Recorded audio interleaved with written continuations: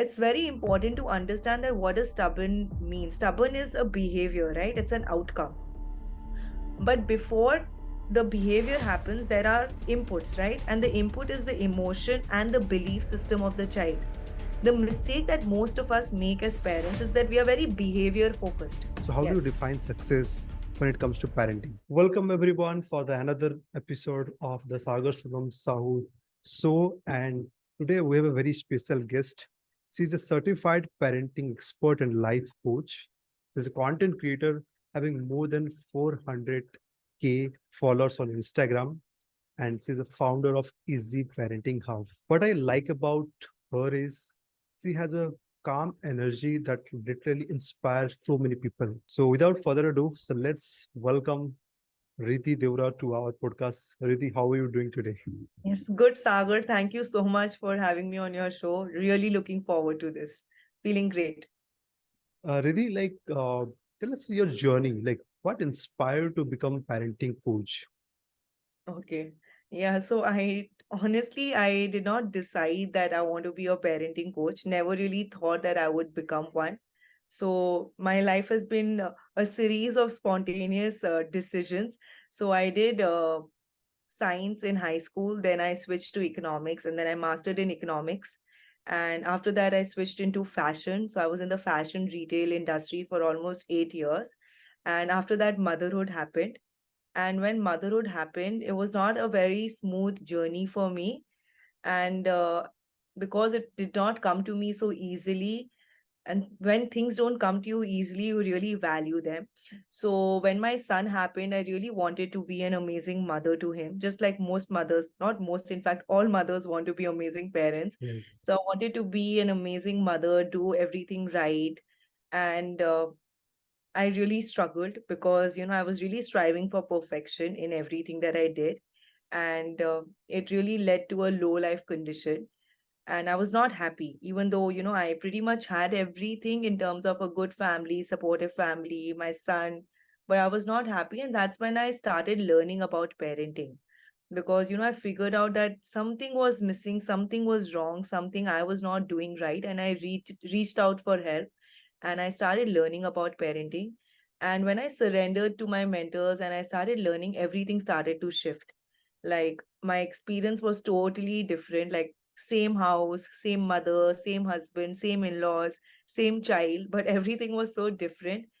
And that's when, I felt that it is so important to learn and do it.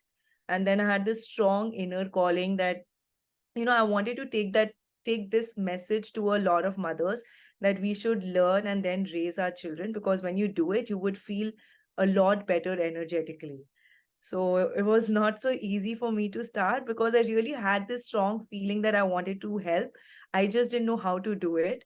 But one fine day, I decided to make my Instagram profile public and I started sharing content from my life, like stories from my life on Instagram about the experiences that I went through, the lows and the highs and the good moments, and what did I do to fix things for myself. And a lot of mothers resonated with it, and I kept sharing content for 5 years just to serve Oh, mothers. There was no intention of becoming a parenting coach. And then in 2020, when COVID happened, a lot of mothers, because I had been nurturing them for almost 5 years, they started reaching out to me and they were like, we need you to help us. And they started calling me. And I did a lot of phone calls. And that's when I understood that, it would not be possible for me to serve them effectively like this. And that's when I launched my digital school called Easy Parenting Hub for mothers. So overall, I've been on this journey for almost 8 years, and it just happened by chance. I just kept responding to what mothers wanted, and then one thing led to the other, and I don't know when I became a parenting coach. So yeah, that's my story. so for 5 years, you have not sold anything, just adding value through Instagram. Yeah, because there was never the intention to actually do this professionally. I was doing my fashion business, and this was just out of pure passion to help mothers, and it was very fulfilling because I used to get a lot of success stories that, your idea worked and it really helped my child. It really helped me with my relationship with my partner, and my relationship with my mother-in-law is so much better. So those stories, I think, those messages that I kept receiving, it kept me really motivated, and I kept doing it, and it was very effortless, to be honest. I never felt like I was really working or burning myself out. It was actually quite fulfilling. It was a good break from the fashion business that I was doing at that point. Yes. Amazing. So Riddhi, why did you choose to work with only mothers? But when it comes to parenting, it is both. I believe it is both of the parents work. So why did you Yes. choose for mothers only? I'm not sure if I made this choice or God chose it for me. It just like, for me, it was all like a very natural kind of a thing. And I think I really connected with mothers, even when I was creating content on Instagram. Like, Instagram is an open space, right? So Mhm. both parents are allowed to follow. But I think when I write, it mostly, comes out for mothers. So that's, I was sharing my story. So I think I naturally attracted more mothers towards me. So I was writing from a mother's point of view.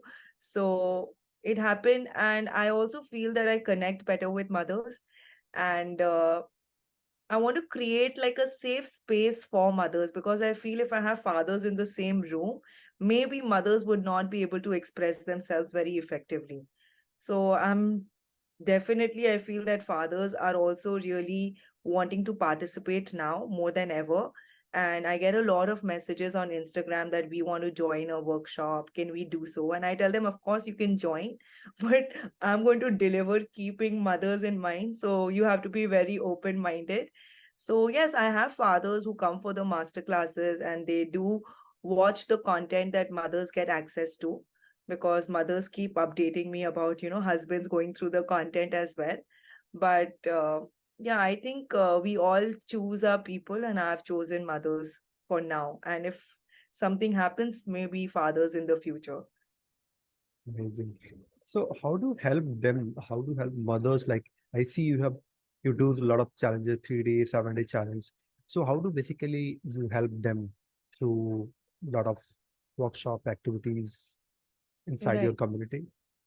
Right. So, yes, so I feel that mothers, they have so much happening in their lives. Like, there's kitchen work, housework, husband work, in-laws work, then working for themselves, and there's a lot. So sometimes it can get very overwhelming. So what I try to do is I just try to keep it very simple. Every day, I just give them one simple thing to do. And you tell them to invest just 25 to 30 minutes every day, learning something about parenting. And that would really, help. So more than doing a lot on one day, it's about doing little every day. So every day, I just tell them to do something small. And when they keep doing that consistently, it becomes very easy, and they can see the shift happening for themselves.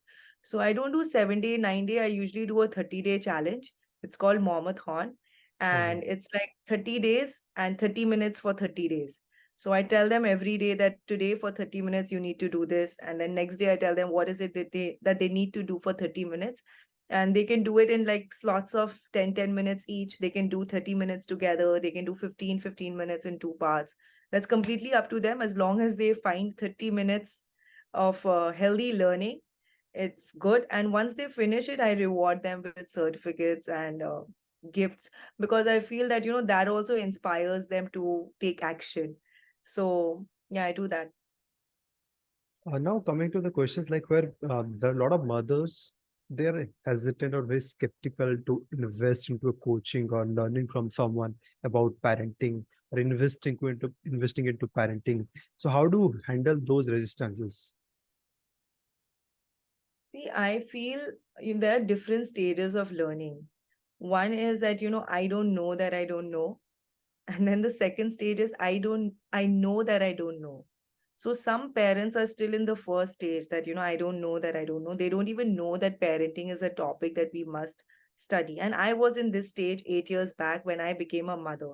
Had I known that, I could have done this a lot, I could have studied and then done so much better for my child, I would have probably learned about parenting even before I became a mother. But I had to go through all of that mess because I had not learned it. I had not read about it. So that's the first stage where you don't even know that you don't know. Then the second stage is, I know that I don't know. And when mothers usually come to that stage, mostly they are willing to learn and upgrade themselves. Some mothers are they feel that there's a lot of free information on social media, on the internet, and that would help them. Definitely, I would not negate the fact that it would create some impact, but I feel that for learning, you just don't need information. You need implementation, and you also need the right environment. So if I share Yes. the same information on Instagram versus I share the same information in a closed group, and in a closed room with mothers, the impact would be very different, right? And the chances that a mother would actually implement that information when she's receiving it in the right environment is much higher, right? So I feel that we do so many courses, right? And this is what I tell mothers, since you asked how do you break resistances, we do so many courses, like driving lessons, then we do calligraphy, Yoga.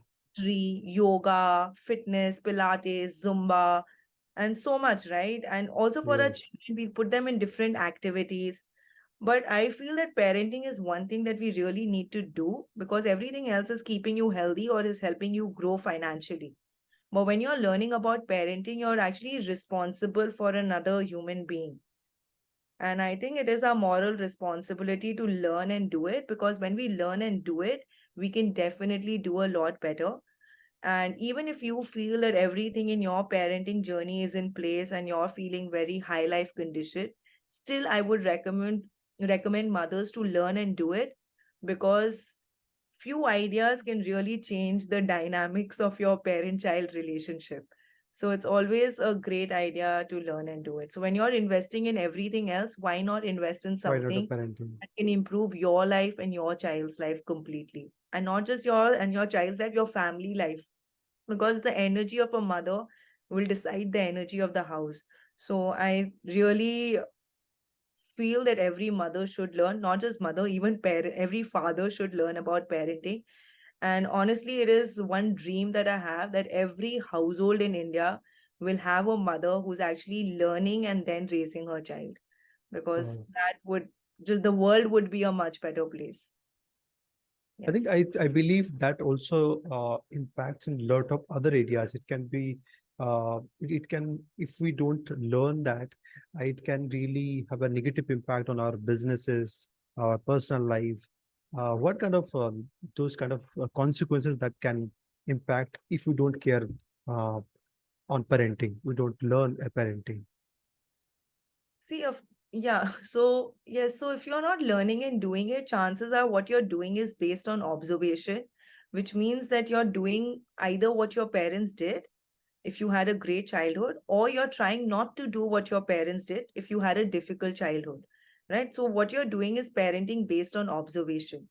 But Mm. parenting based on observation might not be the best thing to do, because what worked for you during your time might not work for your child during his time, because things have changed, economy has changed, people have changed.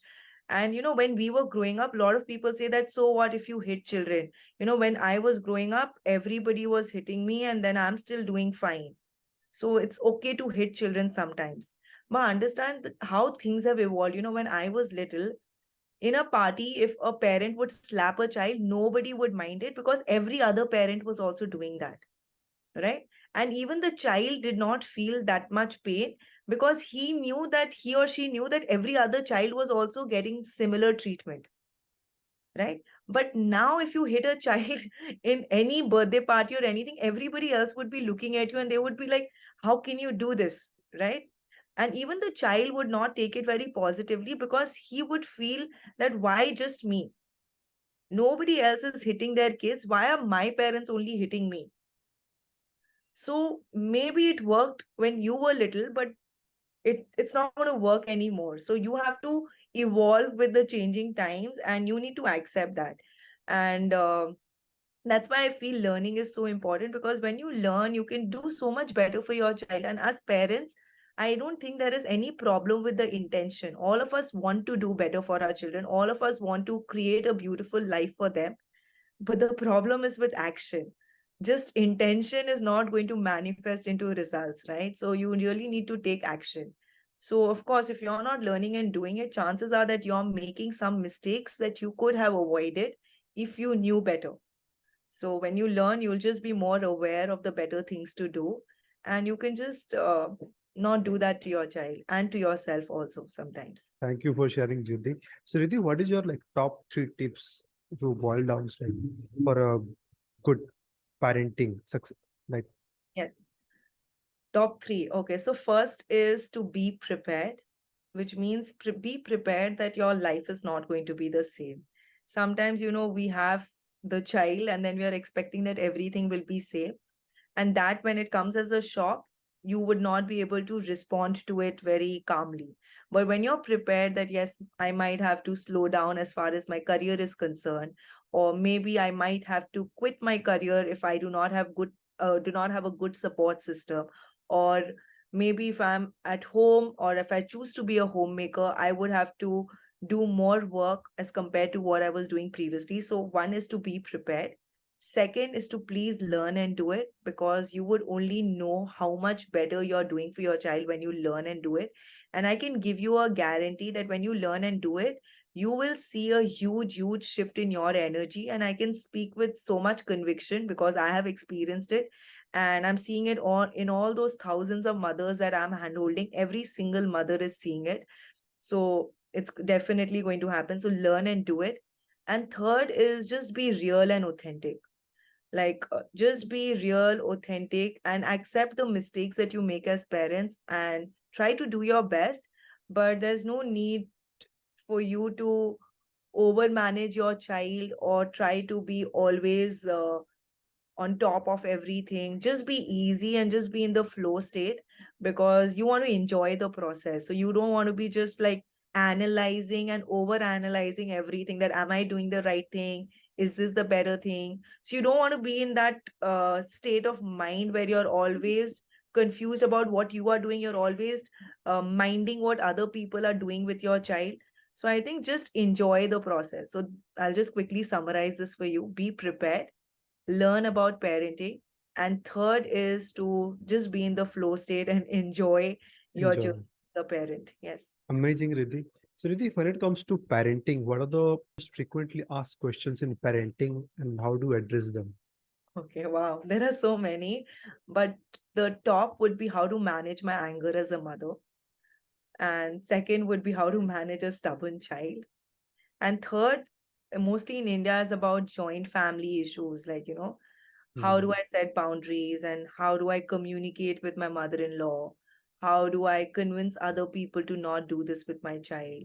So these are the top three most commonly asked questions. And how do you address those questions? So see, for anger, I feel that um, there is so much, but if you had to do one thing, understand that we are not angry people. We just choose to become angry in a few situations. So if, let's say, if your in-laws tell you something, maybe you would not approve of it, but you would definitely not react, shout, and scream at them, right? Why? Because your brain is sending you that danger signal that please stay calm, because if you don't stay calm, they are also going to do the same to you. But when it comes to our children, we just lose our calm instantly. And that happens because our brain is not sending us the danger signal, because we know that even if we shout at them, even if we end up hitting them, they'll come running back to us, they'll hug us, and they'll be with us and they'll not judge us. So we just choose to get angry with our children. It's not like we cannot control. If we want to, we can control if we want to. It's just that we need to train our brain to send us the danger signal even when our children are involved. So that would be one tip on how to manage anger. You can do it if you really wish to do it, and if you're ready to train your brain. And that training is a whole journey that I walk mothers through. Then second is stubborn child. So it's very important to understand that what does stubborn mean. Stubborn is a behavior, right? It's an outcome.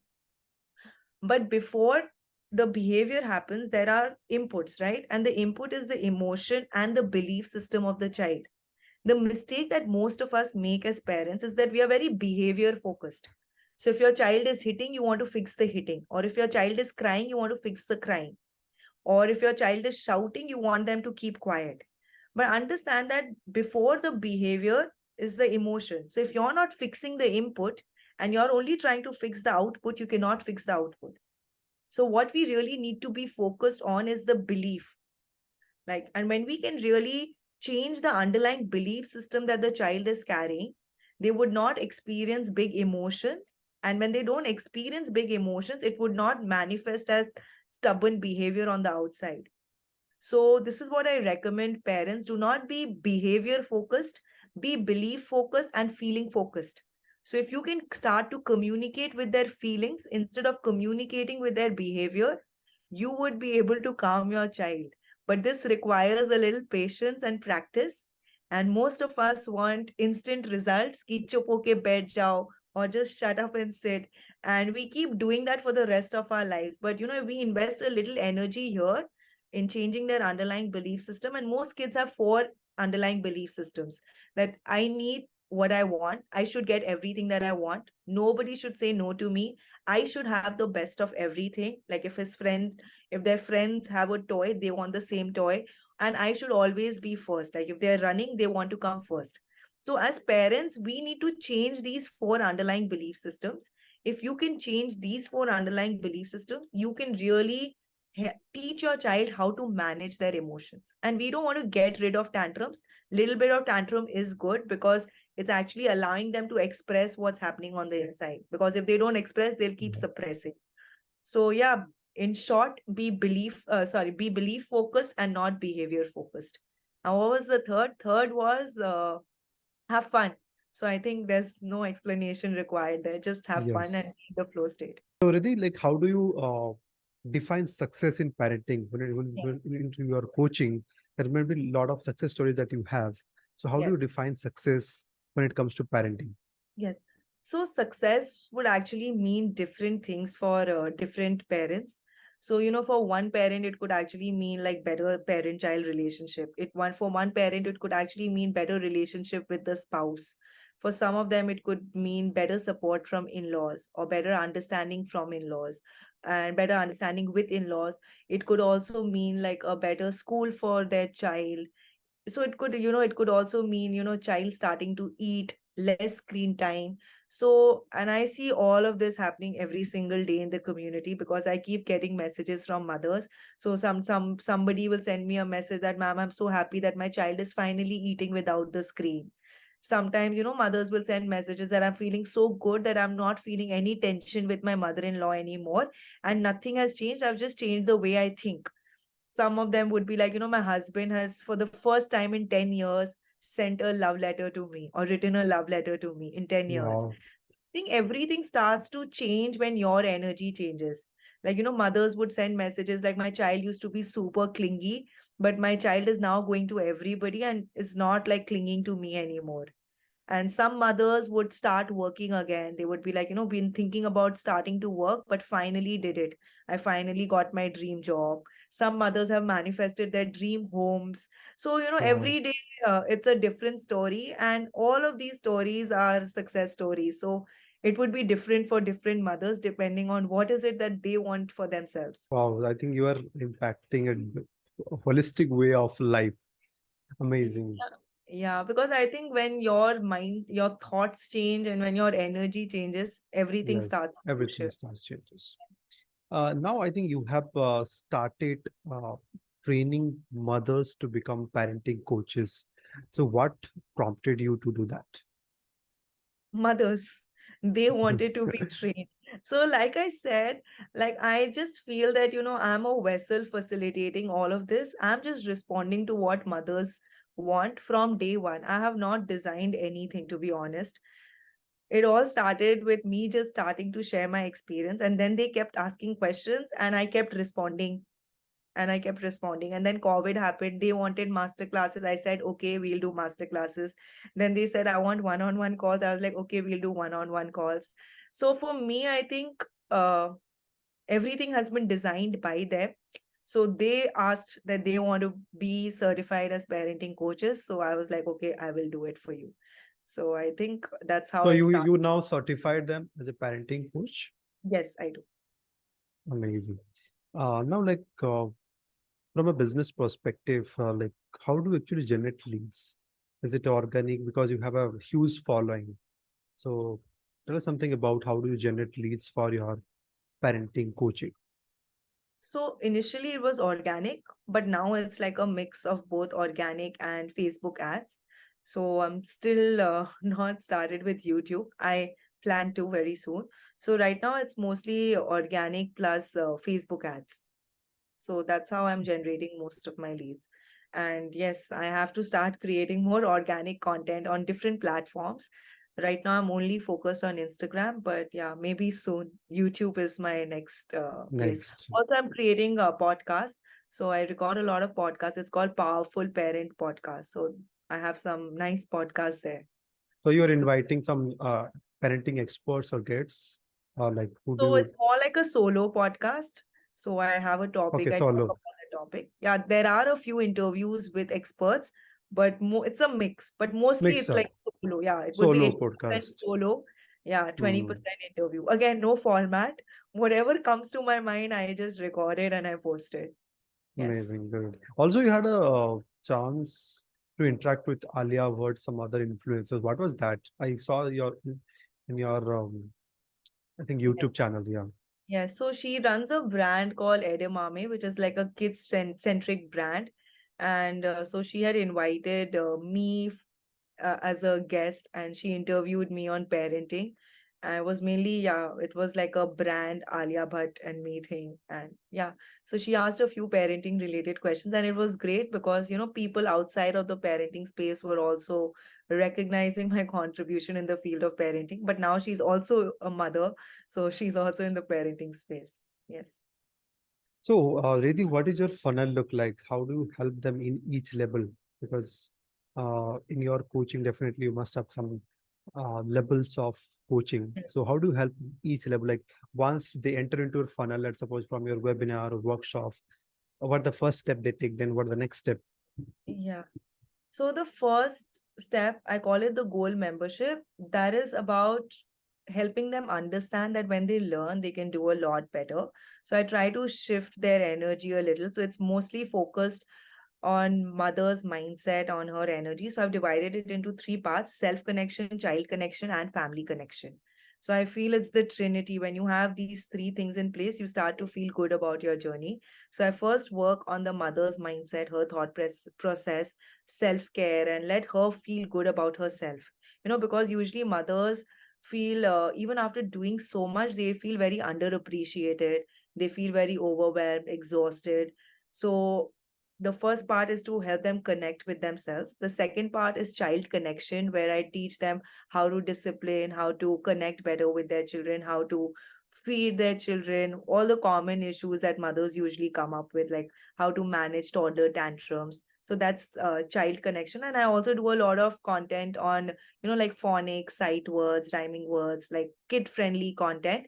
So that's the second level, child connection. And the third part is family connection, how to set boundaries, how to communicate, how not to feel insecure in a family, how to grow yourself in a family environment.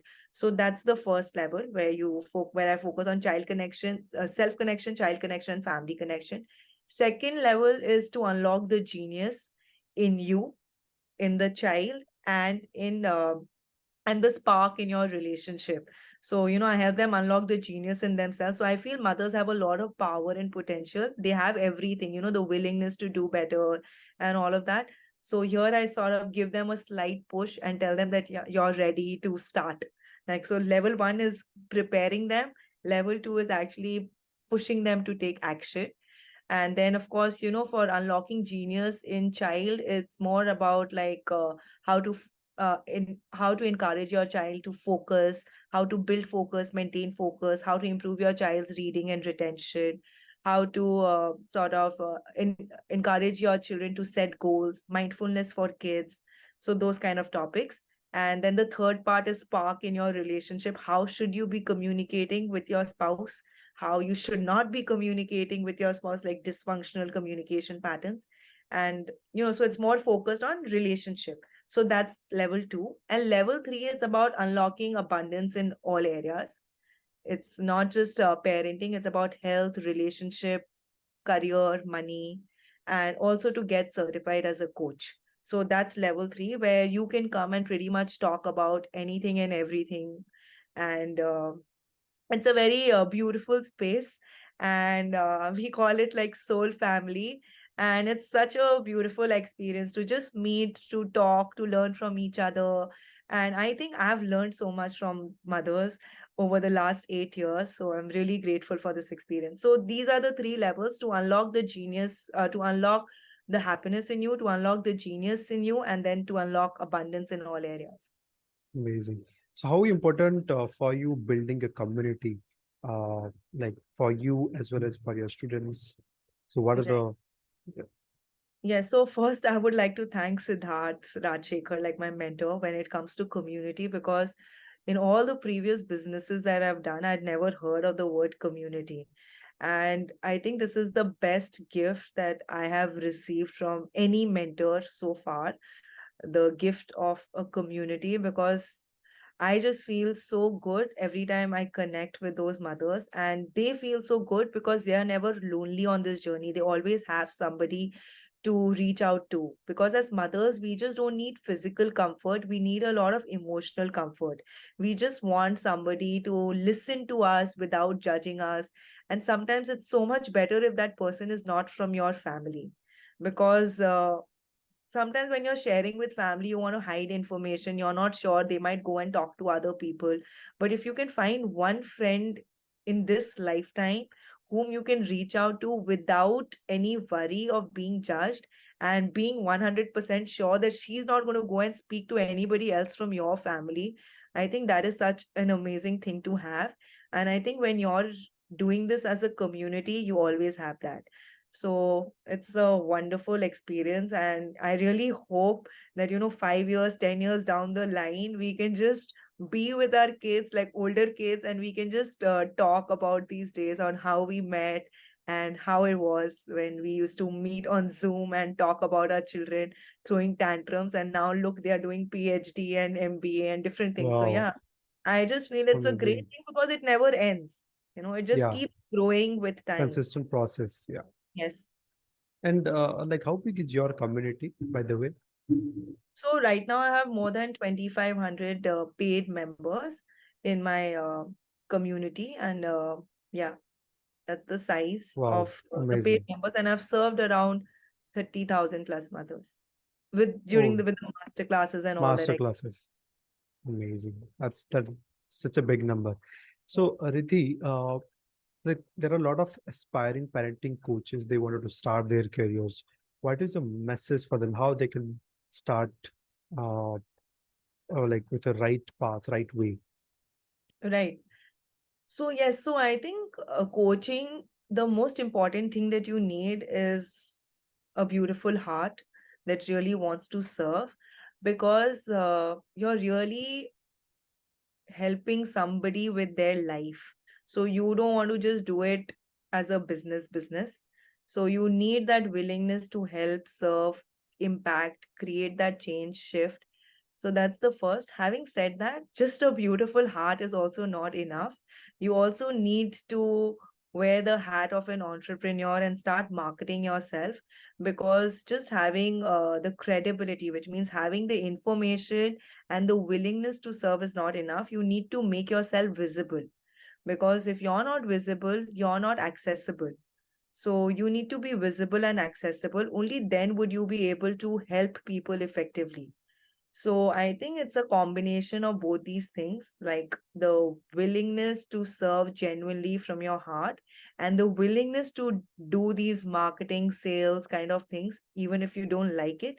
But if you want to be a successful coach, you need both. So I think your success as a coach depends on your visibility plus credibility.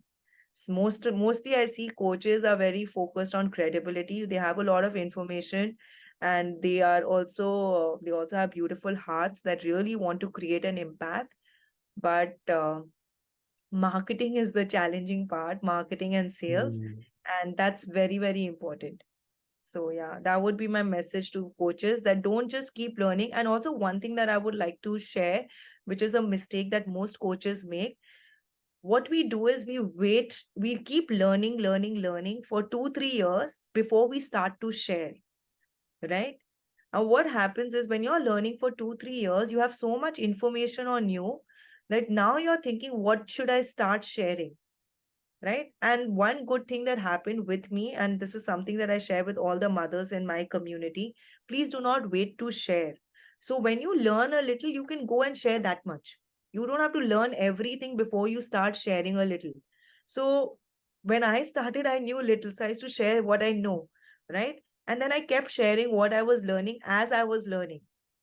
So I did not have to really, start marketing myself after 4 years of, After yeah. after So a lot being of people, completely being a top ex- expert or something. yeah, so a lot of people waste a lot of time just waiting and learning. So I think every single day you should be learning and sharing, learning and sharing. So if you can have both, so consume, create, two C's every single day. If you're just consuming, Wow. consuming, and not creating anything, chances are after 2 to 3 years you would be very overwhelmed, because you would feel that I've done so much and now I'm not being able to really make good money. So, good idea is to not just focus on consuming, but every single day you should have a plan for creation also. So Riddhi, like, exactly this, exactly what you mentioned. You don't have to be like completely having so much of information then start sharing. I think we are also a part of Deepak. And Deepak once used to share that you don't have to be like a 10th standard to teach the first standard. You can teach in fourth standard also. Right. Yes. So you just need to one or two step ahead of them to teach that. That is amazing sharing, Riddhi. Now, Riddhi, like, can you just share what are some success stories that you had got in your community that amazed you, like something that, wow, this kind of success stories? Yeah, so I think there are many stories like, mothers not committing suicide. That was one story. So I got a very beautiful letter from a mother where she said that she was on the verge of doing so. But, when she learned, something in her shifted and then she decided not to go ahead with it. So then there are stories of mothers who were wanting to completely move out of their relationship and they were not happy in the relationship, and now they've been able to not just stay in the relationship but also feel good about the relationship. So it's not always the other person's fault. Sometimes it's also the way you're thinking and looking at the situation. And when that changes, everything starts to change, right? Then there are stories like, of course, mothers manifesting dream jobs. Then mothers who were in a job and now choosing to be a homemaker and being very happy with that decision. Because I don't feel that it's always, somebody going back into a job who feels happy. There are mothers who want to be with their children. So there are mothers who were in very successful careers and they decided to quit, and now they're spending time with their children and they are much happier. So I think all of us have our value systems, and it's very important for us to live according to our value systems. Then of course, mothers, reconnecting with their own skills. Like we have Shruti, and she's a beautiful dancer, and she had not danced for 10 years. So, once she Wow. became, and she sent me a very beautiful dance video, and she was like, ma'am, I'm just feeling like I'm a young girl once again. So I just feel that there's so many, so many beautiful stories. Then, yeah, mothers getting financial breakthroughs, of course, and better bond with the child, like, child being able to do things independently. So I think every day I get so many stories, but Wow. yeah, it's This is a just, real impact that you are creating. Amazing. yes. Uh, Riddhi, you are very good at Instagram. You have a 400K followers. So any tips for our audience that how they can actually start growing? Maybe they are not Yeah. even in 1,000. How they can actually make it to the 1,000, 10,000? What is your content planning or any tips that you would like to give? So one tip would be to be super consistent. That's tip number one, because the mistake that most of us make is we'll create content for 5 days and then we'll stop creating. So what happens? You treat your Instagrams as a physical store. Just look at it as a physical store. Imagine that you open your store one day and you display your products, and people are coming to your store and they're loving your things, right? And for 5 days you've kept your store open, and then suddenly on sixth day you decide that I want to go on a holiday, and from day number 6 till day number 15 your store is shut. People are still coming, so they come on day 6, they see store band hai, the store is shut. They're like, okay, let me go back on day number 7. They come back and they see the store is shut. Day number 8, nobody is going to come back. Nobody wants to waste energy. They're like, oh my god, I think the store is permanently shut, let me go find some other store. So all the effort that you put in setting up that store and putting some products in your store for 5 days has gone, is now nothing, right? You wasted all that energy, time and effort. So if you're willing to start, please only start when you can commit to being consistent. If you cannot commit to being consistent, a good idea is not to start.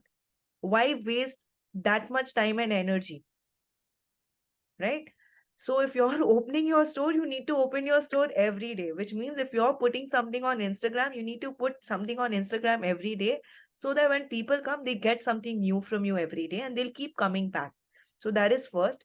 Now, second is, of course, when you're opening a store, you also need to put some good stuff in your store. Good You stuff. cannot keep junky things and then expect people to come and stick around, right? So just like, I treat it like a physical store. So if I put a physical store, I would like my store to look beautiful. I would like my store to have good things in it. I would like people to revisit the store. So just treat your Instagram like a physical store, for which you are having to pay no rent. So what else can you want? It's free.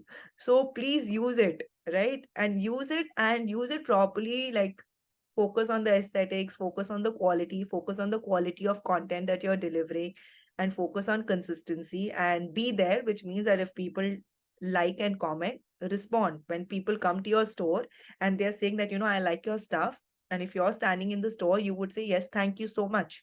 You would not just look and not respond. So just like that, when on Instagram somebody leaves a message for you, at least like it or leave a comment, acknowledge the fact that they took out some time from their lives to send you a beautiful message, right? At least in the beginning. Later, like now, I'm also not being able to like and comment and reply.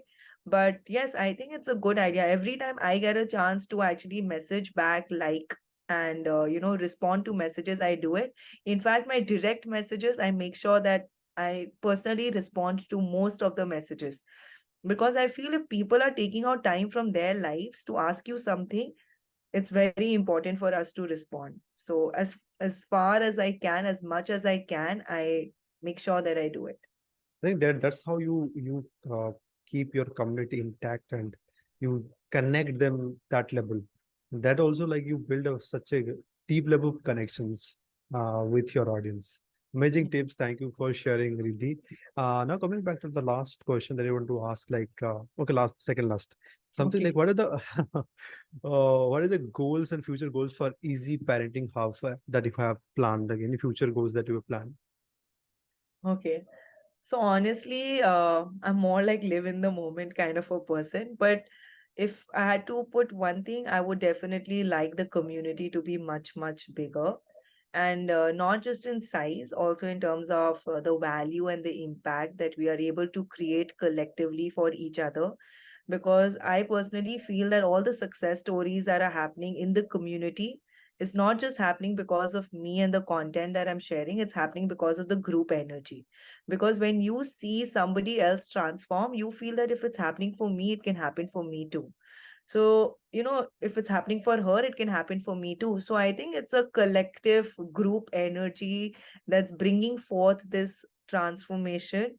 And it's just, when I enter this community space, I just feel like I've entered a new world, and new world where everybody is so focused on transformation, growth, love, respect, creation. So, yes, I would just love for this community to grow in size and in values, in impact. And I think that is what my dream is for Easy Parenting Hub. And maybe Amazing. go more global. I do Global. have a lot of mothers from outside of India also. So maybe I would love to reach out to more mothers outside of India as well. Definitely. More power to you. They definitely will get it. Last questions like what is the one message that you would like to give to our audience? It can be your life lessons, it can be from business lessons, anything that you would like to share, or one message. Just live in the moment. Like I live my life like I'm dying in the next 10 hours.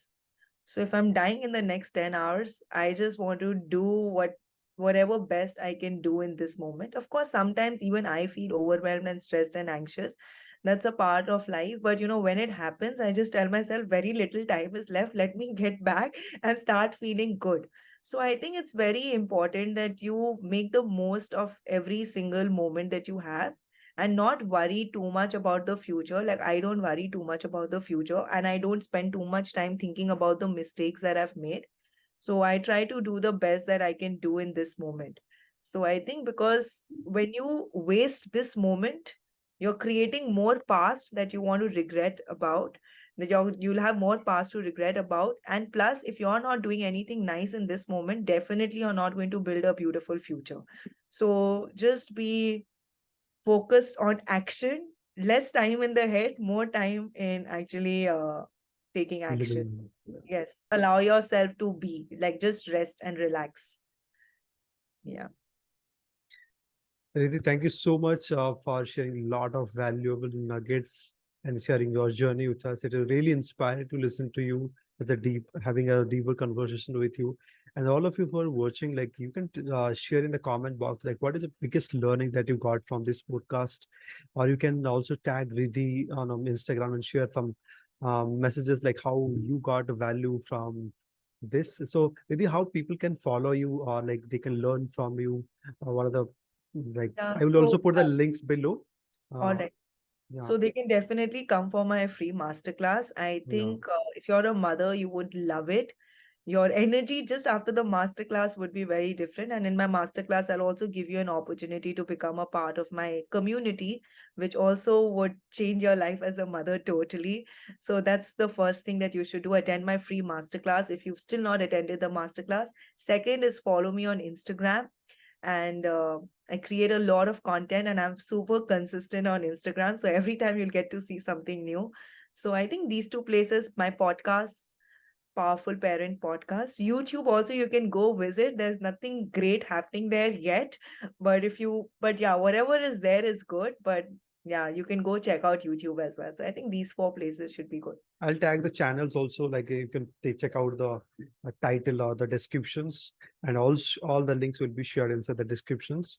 Thank you so much, Riddhi, once again, and Yes. for adding a lot of values. Yes, thank you so much, Sagar. And that was nice. So many questions, but we did it. So, yes, great. And thank you so much for having me. I absolutely loved it. And I love talking about parenting, mothers, community, business, income. So, I think you pretty much covered all areas. So, Yes. yeah, very well structured. Thank Yeah. you. Thank you so much. Thank